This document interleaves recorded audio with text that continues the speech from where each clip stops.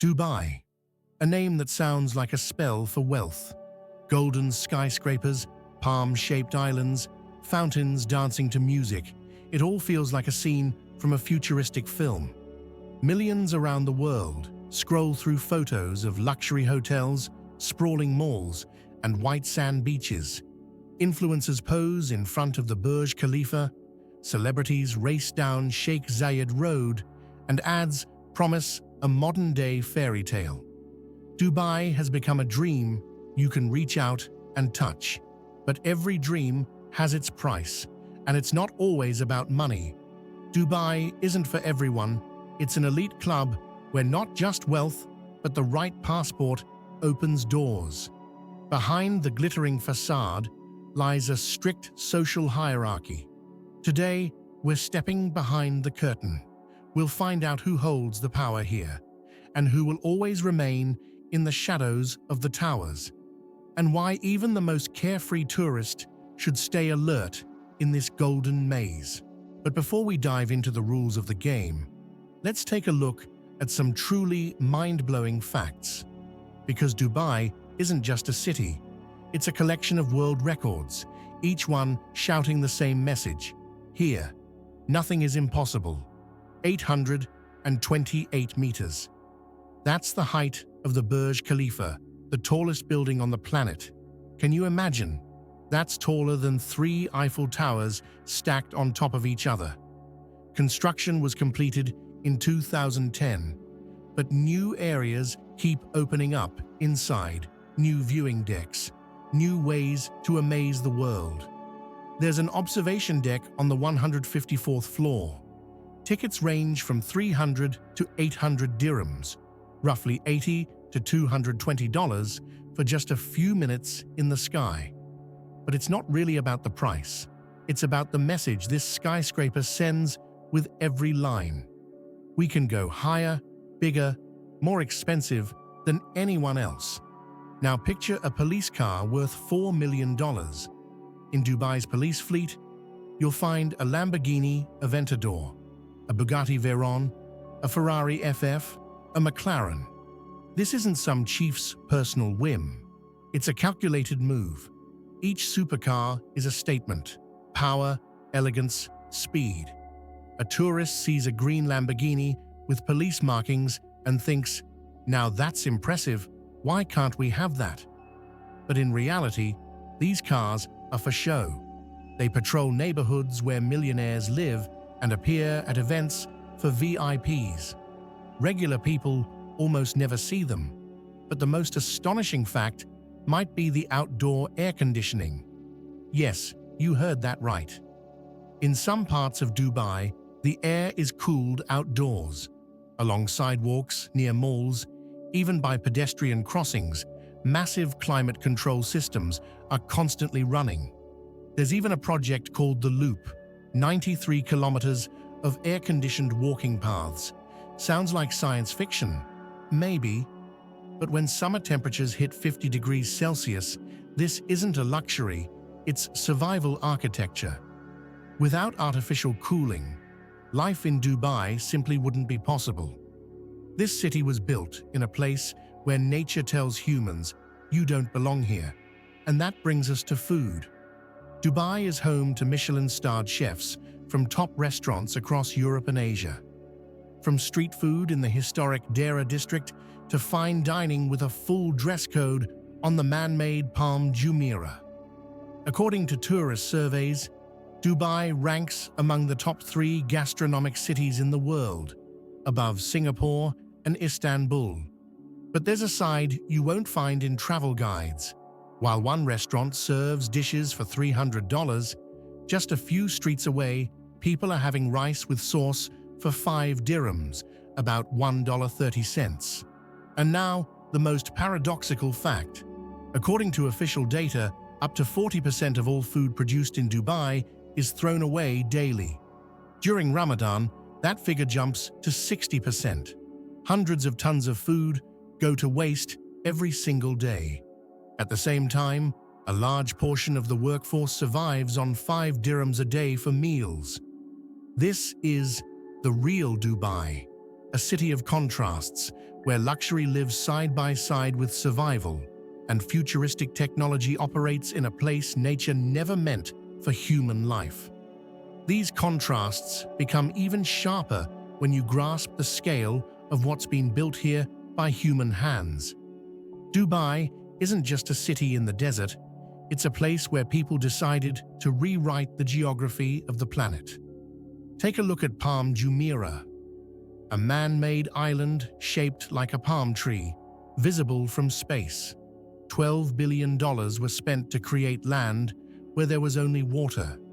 Sand was dredged from the Persian Gulf, then reinforced with hundreds of thousands of tons of rock.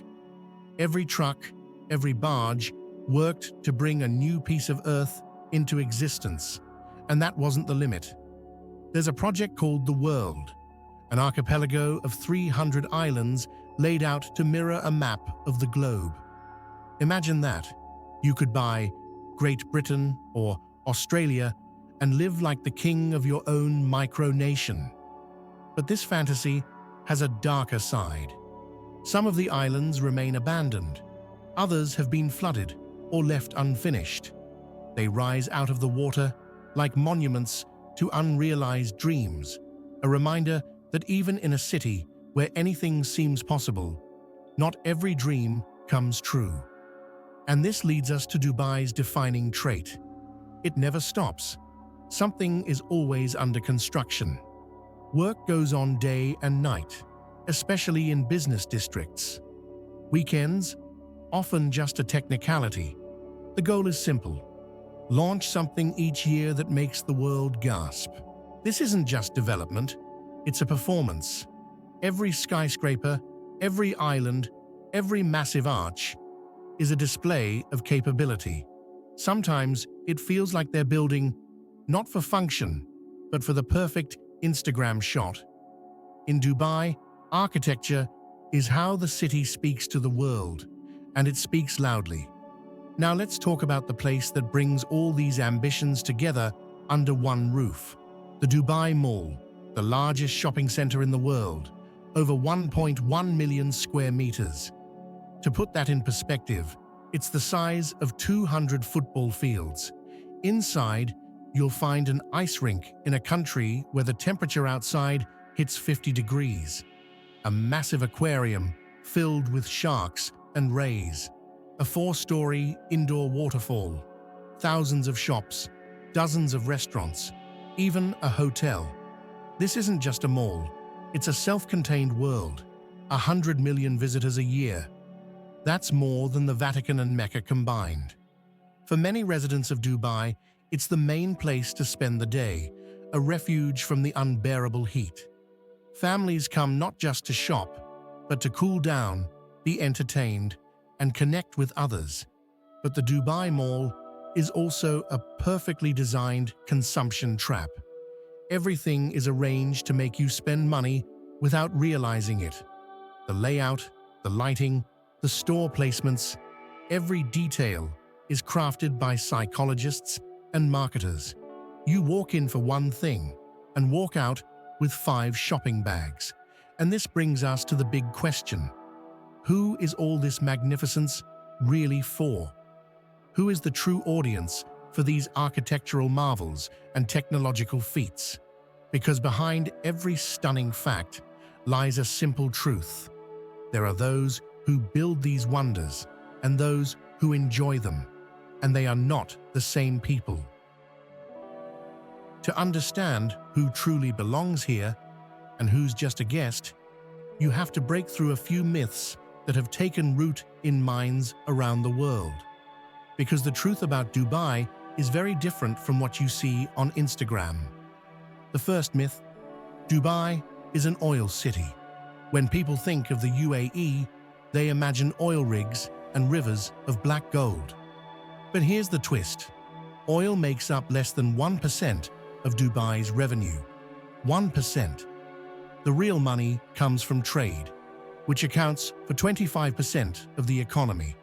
Real estate adds another 20%. Tourism, finance, and services are what keep the city running.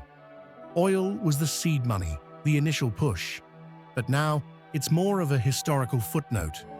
Dubai has long since learned how to generate wealth from thin air and sand. While other emirates still rely heavily on oil, Dubai has moved on. The second myth: everyone here is a millionaire. Scroll through social media and you'll see nothing but luxury cars and wealthy influencers. It looks like the entire city is made up of entrepreneurs and oil heirs. The reality couldn't be more different. Over 90% of Dubai's population are expats, foreign workers. Most come from India, Pakistan, Bangladesh, and the Philippines. They're the laborers and service workers who keep the city running. Native Emiratis make up only 10 to 15% of the population. And even if you live in Dubai for 20 years, start a family, speak fluent Arabic, you still won't be granted citizenship. Can you imagine the paradox? A city built by the hands of people who will never be allowed to stay. Workers endure 10 to 12-hour days in temperatures reaching 50 degrees Celsius, yet to the system, they remain temporary guests. The third myth: everyone is welcome. Dubai presents itself as a global city where cultures meet and tolerance thrives. But that's only half the truth.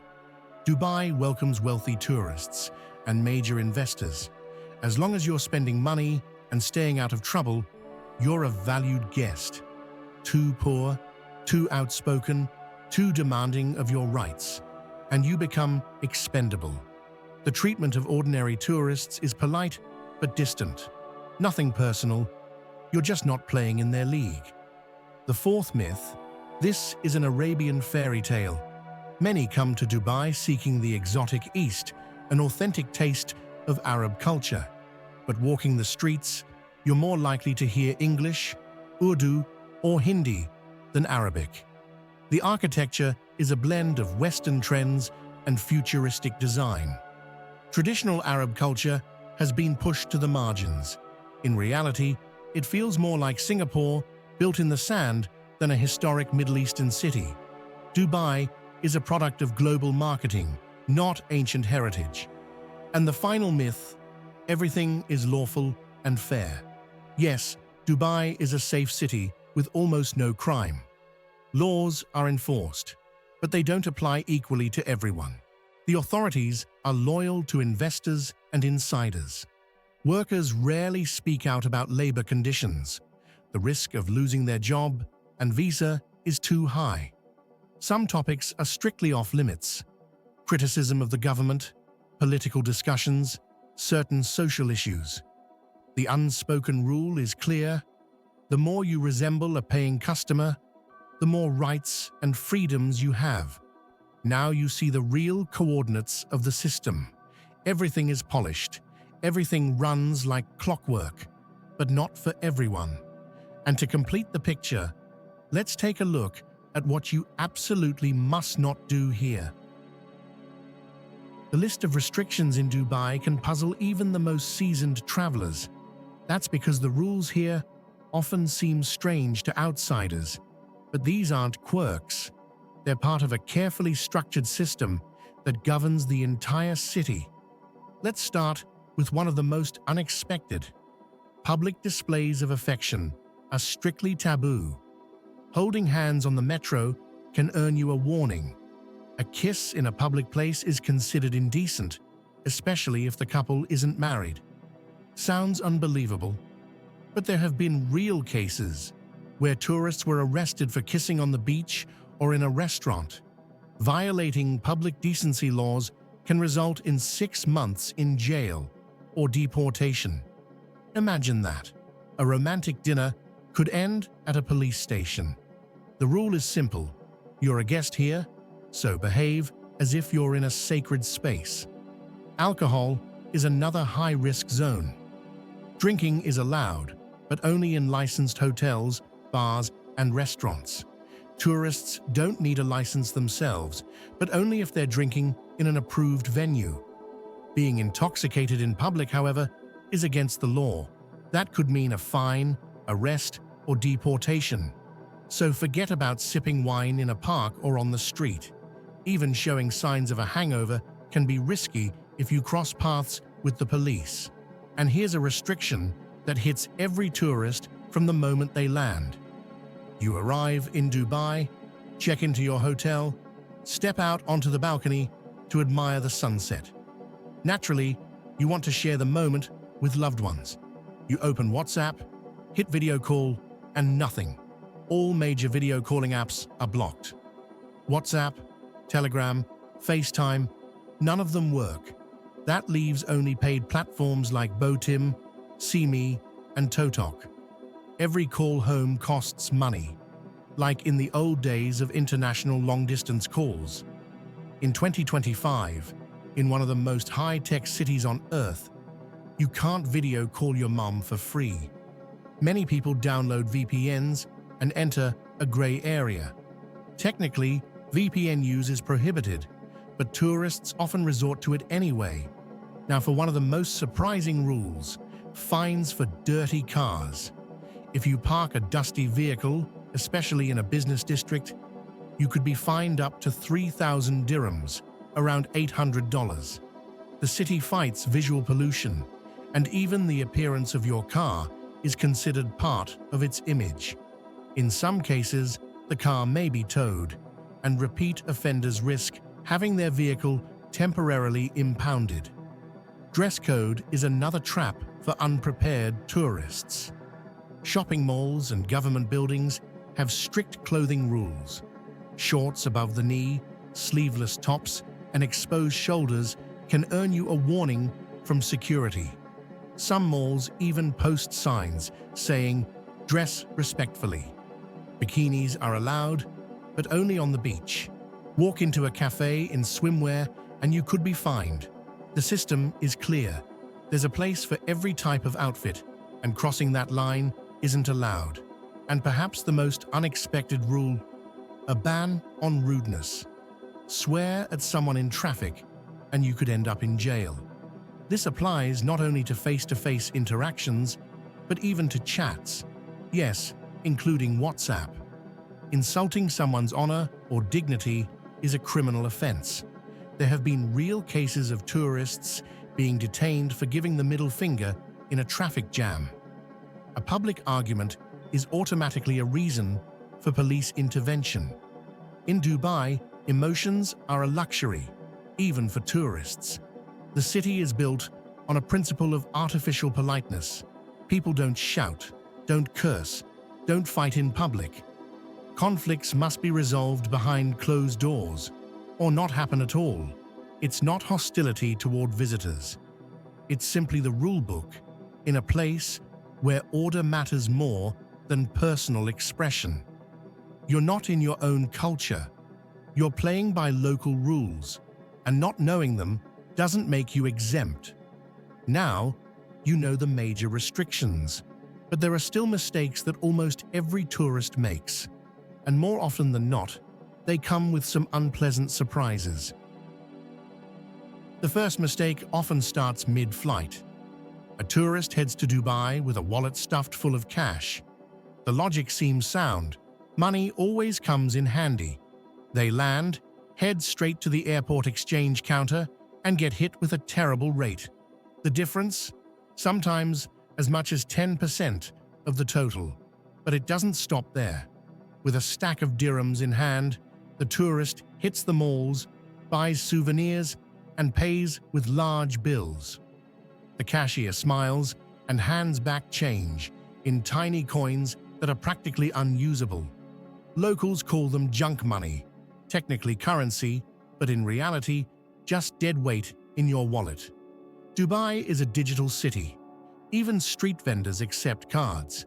Cash is only useful in the most remote areas or for tipping. A card works everywhere, and the exchange rate is always fair. Clinging to old habits, you end up fooling yourself. The second classic mistake, chasing a cheap hotel with a pretty description. Booking sites show dreamy photos, sea view room, walking distance to downtown, close to all major attractions. The tourist thinks they've struck gold. They arrive and realize they've been duped. There's a construction site outside the window. The sea is a 30-minute walk through open desert, and the city center is barely visible even with binoculars.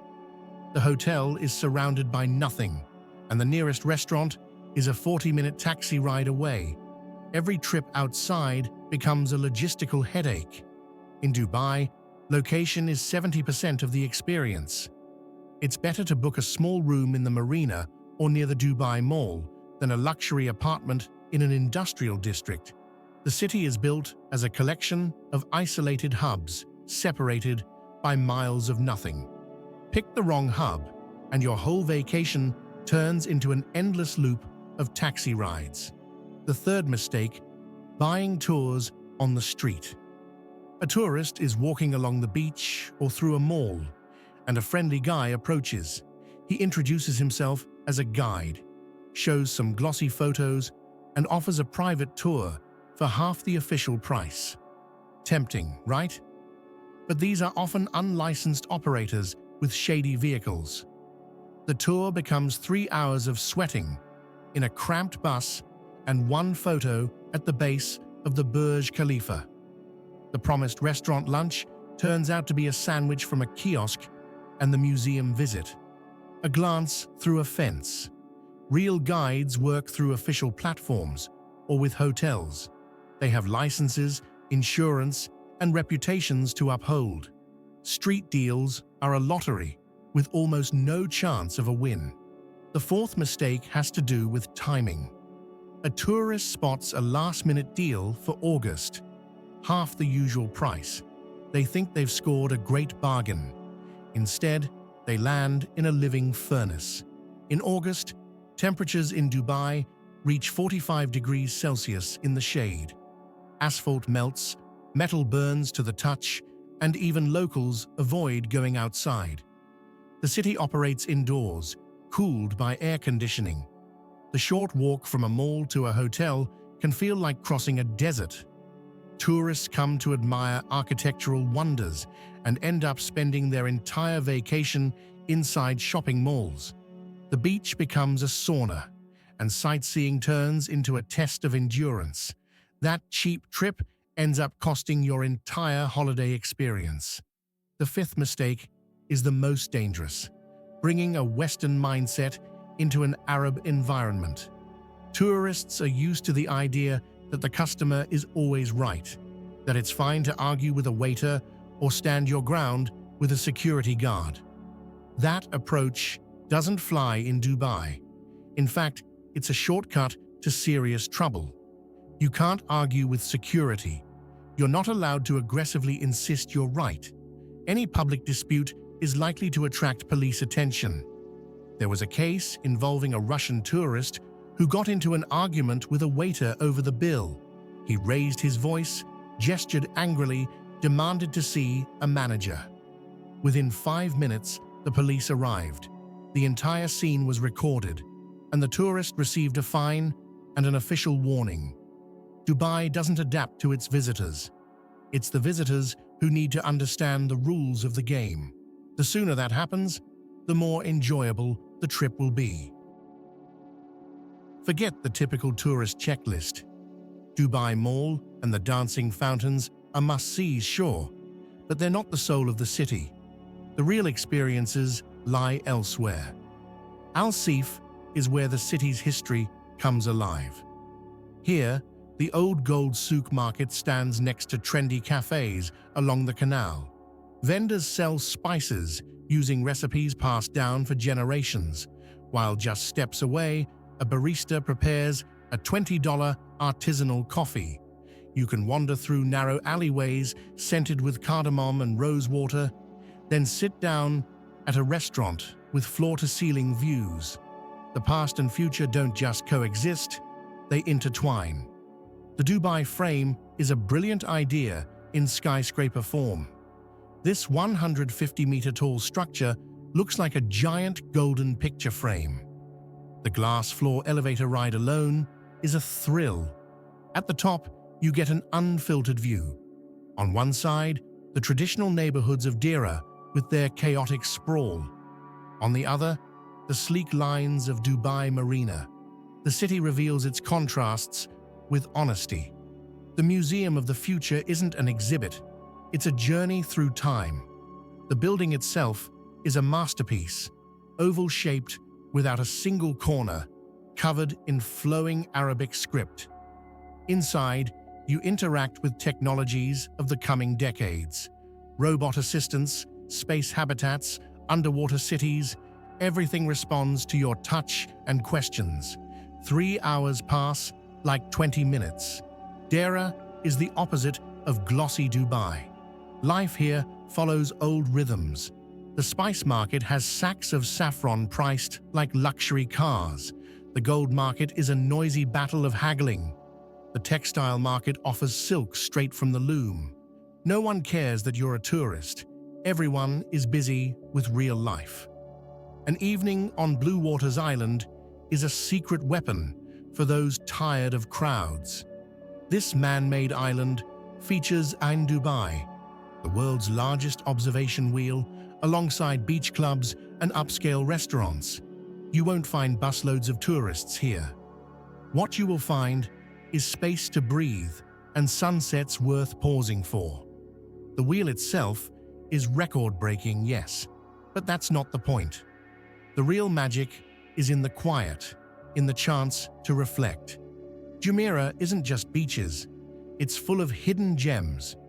The Jumeirah Mosque is the only one in the city open to non-Muslims.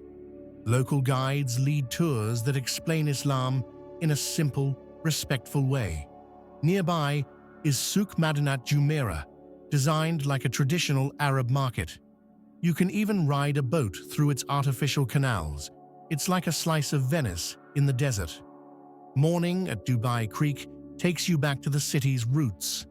Old wooden boats, abras, still ferry passengers across the water for 1 dirham. That's 15 cents for a ride in one of the world's most expensive cities. It sounds like a joke, but it's real. From the water, you see the full contrast of Dubai, ancient and modern buildings side by side. Inside the Burj Al Arab is a whole different experience. Forget beach selfies. Book a table at Al Muntaha on the 27th floor. Lunch here costs about as much as a return plane ticket, but the view is worth every dirham. The restaurant seems to float above the Gulf, giving you the sensation of flying. These experiences are only for those who come prepared. You need to know the hours, the access rules, how to get there. Spontaneity isn't rewarded here. Dubai loves a plan. But if you have one, the rewards are unforgettable. Dubai isn't fake. It just plays by different rules. It's a city of display, where everything is on show. A city of systems, where chaos is not allowed. A city of money, where everything has a price. You can admire the scale or feel suffocated by the order. Both reactions are valid. The question isn't whether Dubai is good, it's whether you understand how it works. This isn't a city, it's a business venture. Everything is calculated. The streets, the buildings, even the smiles. Dubai doesn't need you. It existed before you and will go on after. But if you don't disrupt the system, it will give you the show. Pay, obey, don't question, and you'll get comfort, security, and glitter. Want freedom, spontaneity, and a bit of chaos? Then this place definitely isn't for you.